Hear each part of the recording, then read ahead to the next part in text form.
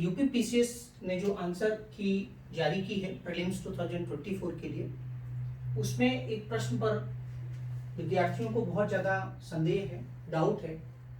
हम उस पर आपको उसका आंसर सही बताएंगे। तो देखिए, सबसे महत्वपूर्ण बात यह है कि प्रश्न क्या है। वो ये कह रहे हैं कि आर्थिक समृद्धि के संदर्भ में निम्नलिखित में से कौन सा कथन सही है। तो सबसे पहले तो मैं आपको ये बताना चाहूंगा कि आर्थिक समृद्धि का मतलब क्या होता है। देखिए, एक होता है विकास। विकास का मतलब होता है कि हम ऊंची ऊंची बिल्डिंगें बना लें, सड़कें बना लें, राइट, हमारी पर कैपिटा इनकम बढ़ जाए। ये एक विकास है कि हम पहले 20 रुपए कमाते थे, आज हम 2 लाख रुपए कमा रहे हैं। ये विकास हो गया।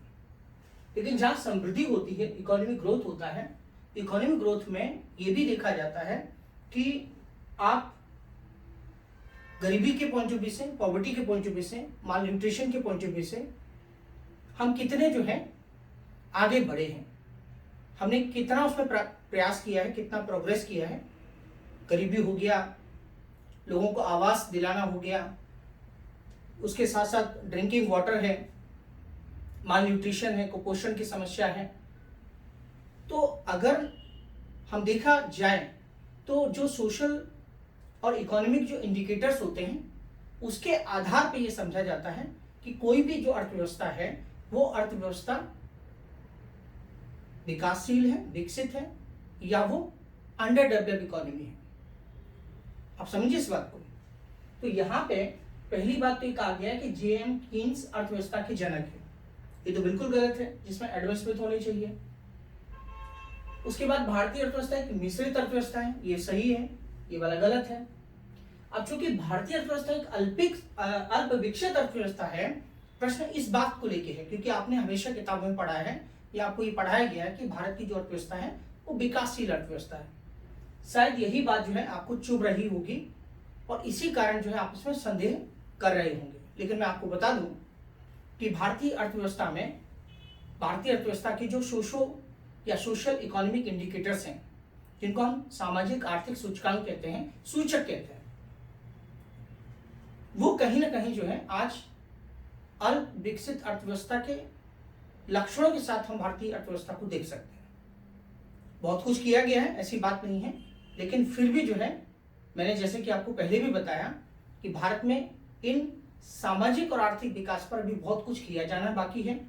गरीबी हो गया, हमारे यहाँ आय की असमानता बहुत ज़्यादा है, हमारे यहाँ गरीबी है, गरीबी कम हुई है नो डाउट, राइट, लेकिन सभी को अभी आवाज़ देने हैं।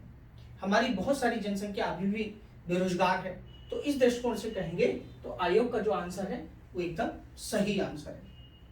समझ में आया होगा आपको, मुझे लगता है। अगर आप ये चाहते हैं कि मैं और भी प्रश्नों की व्याख्या करूं तो प्लीज आप मुझे कमेंट में बताइए।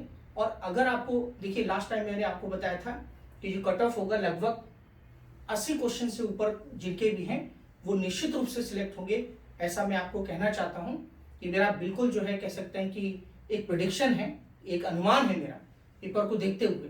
लेकिन पेपर को जिस तरीके से आंसर की आने के बाद मैं आपसे कहूंगा कि कहीं ना कहीं पेपर में अगर आपके 70 क्वेश्चन भी सही बन रहे हैं विदाउट नेगेटिव मार्किंग, तो आप ये मान के चलिए कि बहुत ही गोल्डन चांस है। और अगर रिजल्ट आया और आप क्वालिफाई हो गए तो फिर आप जो है लकीर पीटते रह जाएंगे।